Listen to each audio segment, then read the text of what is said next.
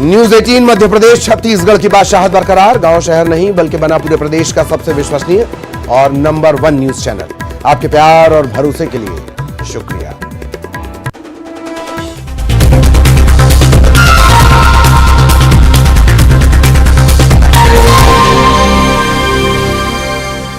बहुत बहुत स्वागत। आप देख रहे हैं एमपी अब तक। आपके साथ मैं हूं ललित प्रजापति। शुरुआत बड़ी खबर के साथ। सिवनी शहर में 3 ठिकानों पर एनआईए की टीम ने दबिश दी है।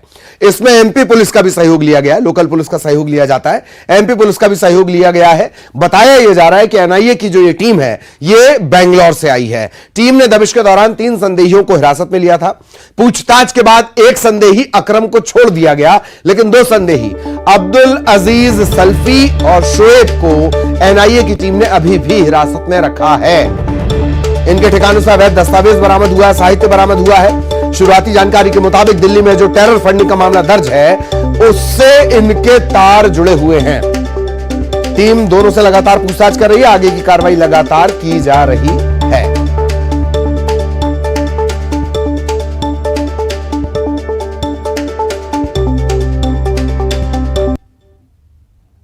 ये सिवनी में कुछ लोगों के निवास पर जिसके बारे में सूचना थी, कुछ संदिग्ध और अवैध गतिविधियों की, तो एनआईए की एक टीम द्वारा और मध्य प्रदेश पुलिस की टीम द्वारा एक ज्वाइंट उनके यहाँ तलाशी ली गई।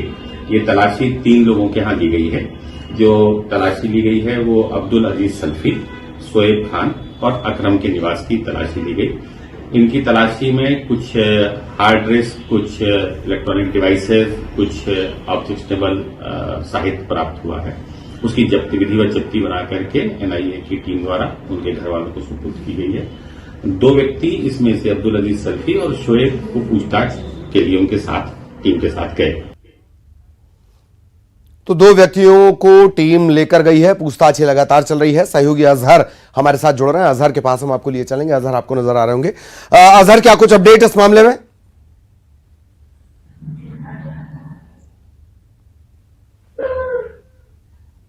देखिए बिल्कुल जी, इस पूरी कार्रवाई के बाद कहीं ना कहीं एक शॉर्ट ब्रीफ पुलिस के द्वारा जारी की गई, जिसमें बताया गया 2 संदेहियों को एनआईए टीम ने फिलहाल अपनी अभिरक्षा में लिया है, जिनसे पूछताछ की जा रही है।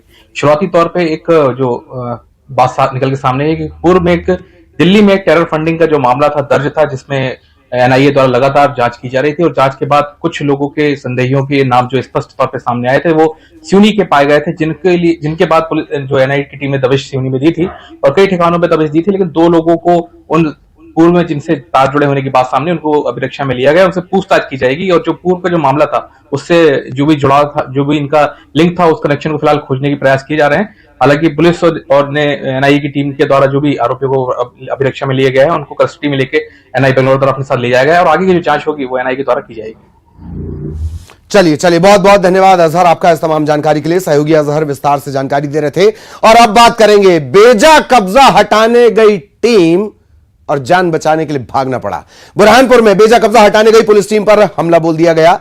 इसमें वन विभाग की टीम भी शामिल थी। देसी बम का इस्तेमाल किया गया, तीर का इस्तेमाल किया गया और पुलिस वालों पर हमला कर दिया गया। पुलिस ने जवाबी कार्रवाई की, लेकिन पीछे हटना पड़ा।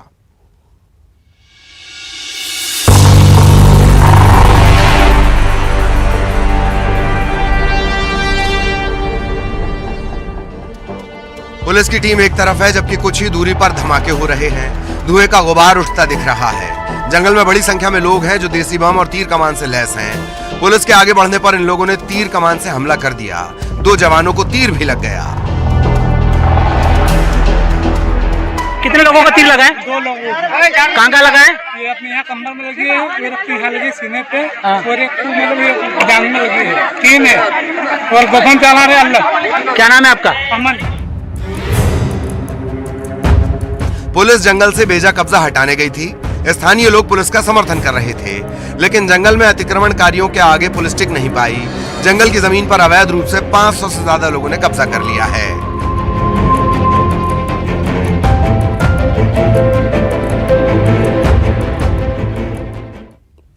और इस बवाल के बाद सियासी वार पलटवार सफाई का सिलसिला भी चल रहा है। कांग्रेस कह रही है सरकार न जंगल बचा पा रही, न जंगली जानवरों को बचा पा रही। बीजेपी सफाई दे रही है कि दोषी बचेंगे नहीं और छूटेंगे भी नहीं।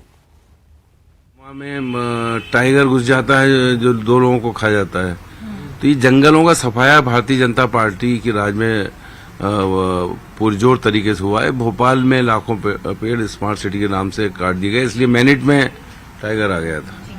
तो ये फेल्योर है सरकार का कि न तो वन को बचा पा रही है, न वन का जो संरक्षण करने वाले रेंजर और वन रक्षक हैं उनको बचा पा रही है। देखिए, मध्य प्रदेश में चाहे वन विभाग हो, चाहे अन्य दूसरे विभाग जो तमाम प्रकार की सुरक्षा की दृष्टि से या अन्य मामलों में तैनात रहते हैं अपने मोर्चे पर, वो सरकार की एक दृढ़ इच्छा शक्ति का उदाहरण है। हम कहीं भी किसी भी तरह से किसी से भी जो इस प्रकार के कानून तोड़ने वाले लोग हैं उनसे समझौता नहीं करने वाले, और इसी प्रकार का उदाहरण ये भी है। हमारे वनकर्मी, हमारे तमाम प्रकार के सुरक्षाकर्मी समझौता नहीं करेंगे, और जो कानून तोड़ेगा उसके साथ में सख्ती से सरकार प्रस्तुत होने वाली है।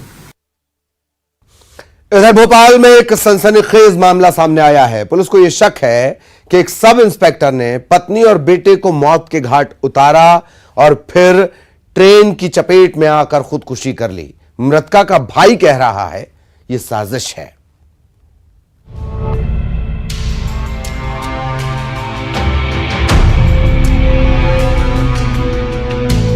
हंसता खेलता परिवार भोपाल में एक झटके में तबाह हो गया। सब इंस्पेक्टर सुरेश तारडे का शव रेलवे ट्रैक पर मिला, जबकि पत्नी और बेटे का शव घर पर मिला। ये कहा जा रहा है कि 2017 बैच के सब इंस्पेक्टर सुरेश तारडे ने पहले पत्नी और बेटी को मौत के घाट उतारा और उसके बाद ट्रेन से कटकर जान दे दी। कहा यह जा रहा है कि पत्नी के चरित्र पर सुरेश को शक था। पुलिस पूरे मामले की अलग अलग एंगल से तफ्तीश कर रही है। एचक्यूएसबी ब्रांच में पदस्थ थे, यहाँ किराए से रहते थे वो पिछले 5 साल से। अभी पता चला कि उनकी पत्नी की यहाँ डेड बॉडी मिली और बालक की, और उनकी भी डेड बॉडी रेलवे ट्रैक पे मिली मिसरोद में। अभी हत्या क्यों हुई है इसका कारण अभी हम जांच में। अब अभी तो लगता है कि उन्हीं ने की होगी, इसकी भी जांच जारी है। वहीं पूरे मामले में मृतका के भाई ने साजिश की आशंका जताई है। उसका ये कहना है कि पति पत्नी में किसी तरह की कोई अनबन नहीं थी।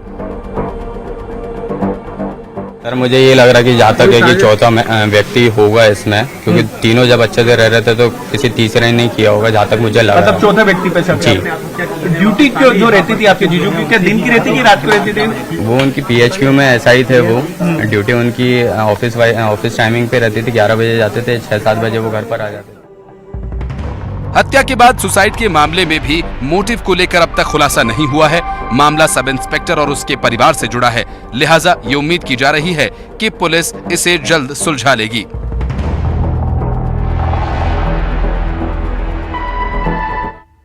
इधर भोपाल में नई आबकारी नीति को लेकर सीएम शिवराज सिंह चौहान का सम्मान किया गया।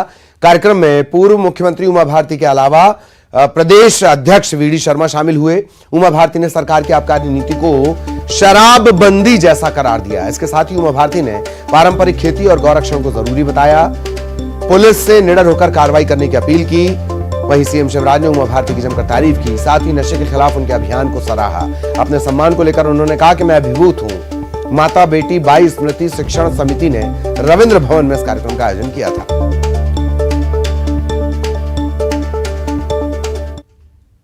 कठिन है, लेकिन करना होगा।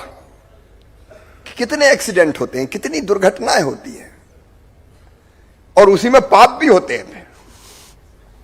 और इसलिए ये समाज सुधार की दृष्टि से एक बहुत बड़ा कदम है।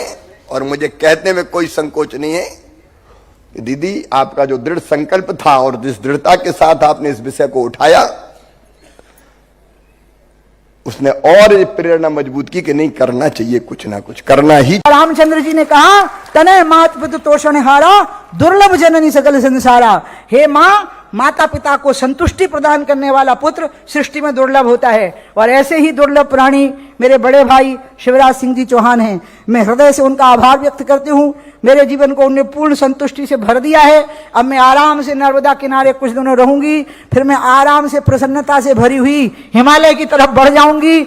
और जब जरूरत पड़ेगी, मेरे भाई को जरूरत बिल्कुल नहीं पड़नी चाहिए मेरी क्योंकि उनको भगवान ने आशीर्वाद दिया हुआ है, तो मैं हमेशा उनके लिए काम आऊंगी, मैं जी जान से उनके काम के लिए निछावर रहूंगी, ये मैंने तय कर लिया है, क्योंकि उन्होंने मुझे बहुत प्रसन्नता प्रदान की है। सीएम शिवराज सिंह चौहान ने आज उत्तर प्रदेश के मथुरा में पत्नी साधना सिंह के साथ गोवर्धन परिक्रमा की। परिक्रमा के बाद वो बांके बिहारी मंदिर पहुंचे, दीप प्रज्वलन किया, विधि विधान से पूजा अर्चना की। मथुरा में दर्शन के बाद मुख्यमंत्री शिवराज सिंह चौहान राजस्थान के भरतपुर पहुंचे। गोवर्धन में पत्नी साधना सिंह के साथ गिरिराज जी की परिक्रमा की, मुखारविंद के महंत का आशीर्वाद लिया। इस कार्यक्रम के बाद सीएम सागर के गढ़ा कोटा पहुंचे, सामूहिक विवाह कार्यक्रम में शिरकत की। 2100 कन्याओं का विवाह यहां पर हुआ है। कार्यक्रम का आयोजन मंत्री गोपाल भार्गव ने किया था। गोपाल भार्गव ने 21,000 कन्याओं के विवाह का संकल्प लिया था। सामूहिक विवाह से मंत्री गोपाल भार्गव का अब यह संकल्प पूरा हो गया है।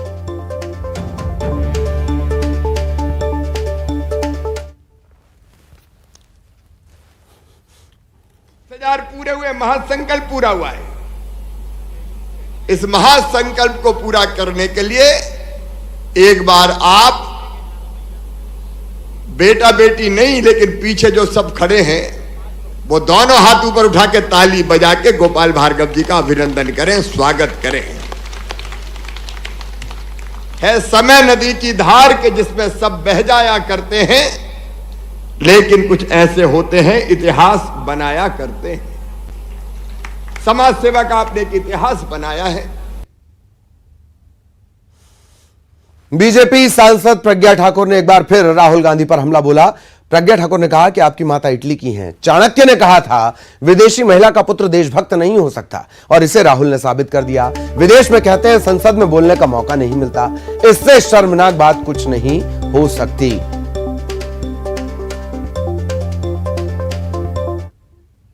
अपने देश के नेता हैं, आपको जनता ने चुना है और आप जनता का अपमान कर रहे हैं, आप देश का अपमान कर रहे हैं, आप हमारे भारत के नहीं हो, मान लिया हमने, क्योंकि जो आपकी माता जी हैं वो इटली की हैं। हमने नहीं कहा, ये चाणक्य ने कहा है कि विदेशी महिला से उत्पन्न पुत्र कभी देशभक्त नहीं हो सकता। ये राहुल गांधी ने तय कर दिया, क्योंकि भारत की संसद में भारत की जनता ने आपको सांसद चुना। इतने वर्षों तक कांग्रेस की सरकार रही, आपने देश को खोखला कर दिया, और आप विदेशों में बैठ करके कहते हो कि हमें संसद में बोलने का अवसर नहीं मिल रहा है। इससे शर्मनाक बात और कुछ नहीं होती। मैं ऐसे राहुल गांधी को धिक्कारती हूं।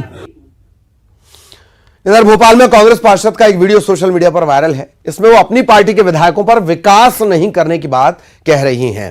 वायरल वीडियो में उत्तर और मध्य विधानसभा में विकास नहीं होने की बात कही जा रही है। हैरानी की बात यह कि पार्षद ये तमाम बातें कर रही हैं मध्य विधायक आरिफ मसूद के सामने।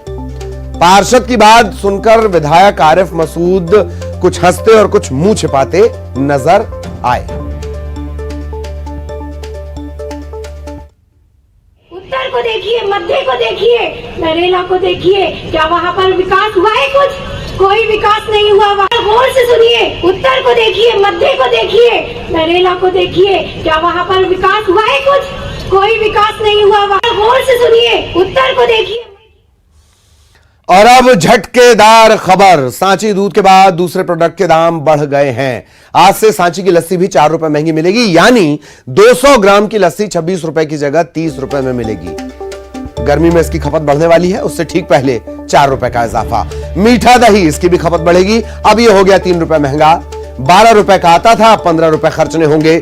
250 ग्राम का पेड़ा 105 रुपए में मिलेगा। पनीर के दाम में भी इजाफा। 200 ग्राम पनीर अब 90 रुपए में मिलेगा। 12 से 25% तक की बढ़ोतरी की गई है।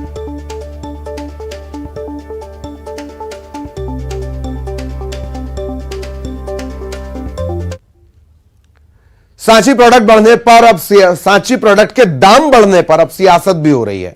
कांग्रेस ने कहा पहले दूध की कीमतों में बढ़ोतरी और अब दूध से बने उत्पादों में 12 से 25% तक का इजाफा, जबकि सरकार कर्ज लेकर विकास की बात कह रही है। बीजेपी कह रहा है कि बीजेपी कह रही है दाम बढ़ने के पीछे इनपुट का कॉस्ट है।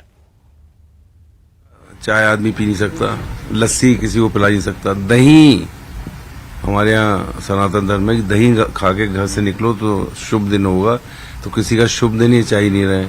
ये महंगाई की मार, बिजली के बिल बड़े बड़े आ रहे हैं, पूरा जनता त्रस्त है और ये कर्ज लेके बहुत सी स्कीम चलाने के उसमें 2000 करोड़ 14 तारीख को फिर आ रहा है। लेकिन इनके दाम के बढ़ाने के पीछे इनकी जो इनपुट कास्ट होती है उसके आधार पर बढ़ाते हैं और वो स्वायत्त हैं अपने अनुसार, क्योंकि एक प्रकार का ये दुग्ध का व्यापार है कि उनको बाकी किसानों को और प्रोसेसिंग में फ्यूल और तमाम प्रकार की चीजें लगती हैं। और केवल मध्य प्रदेश में दूध के दाम बढ़ते हैं ऐसा नहीं है, अन्य राज्यों में जहां भाजपा की सरकार नहीं है तो वहां भी दूध के दाम मध्य प्रदेश के सांची के धार में 3 ट्रक आपस में टकराए और इसके बाद इन तीनों में भीषण आग लग गई। 2 लोग इसमें जिंदा जल गए, 3 की हालत गंभीर है। आग लगने की खबर लगते ही फायर ब्रिगेड ने मोर्चा संभाला। ये पूरी घटना धामनौद के गणेश घाट की है जहां ट्रकों में आग लगी।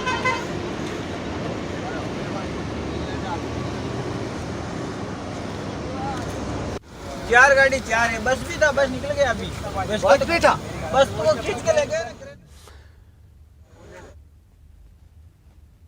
इधर दमोह में आग में झुलसने से 2 मासूम बच्चों की मौत हो गई। नरसिंहगढ़ के झिरा गांव की पूरी घटना, खाना बनाते वक्त अचानक झोपड़ी में आग लगी और इस दौरान 3 साल और 3 महीने के मासूम आग की चपेट में आ गए, जान चली गई।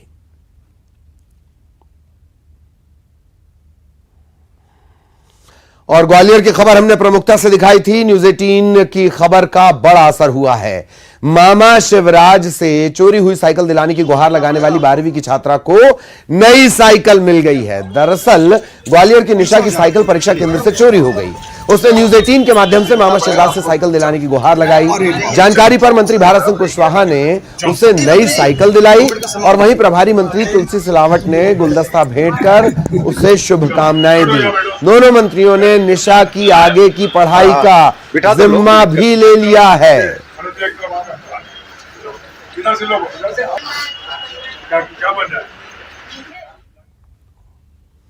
सतना में बीते 10 दिनों से एक तेंदुए के होने की खबर से लोग दहशत में हैं। यह तेंदुआ बगहा और महादेवा रिहायशी इलाके में कई बार देखा गया। तस्वीरें सामने आई हैं। यह तेंदुआ लोगों के घरों तक में घुस रहा है। सतना वन विभाग और मुकुंदपुर टाइगर सफारी की टीम लगातार इसकी सर्चिंग कर रही है, लेकिन यह तेंदुआ गिरफ्त से दूर है। वन विभाग के अधिकारियों का कहना है कि रात में घर से बाहर ना निकलें।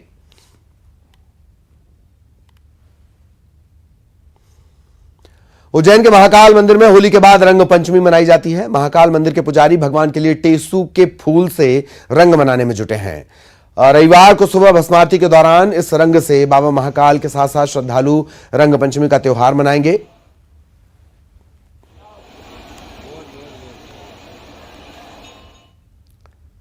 खबर सिवनी से। आपने नेताजी के कई रूप देखे होंगे, लेकिन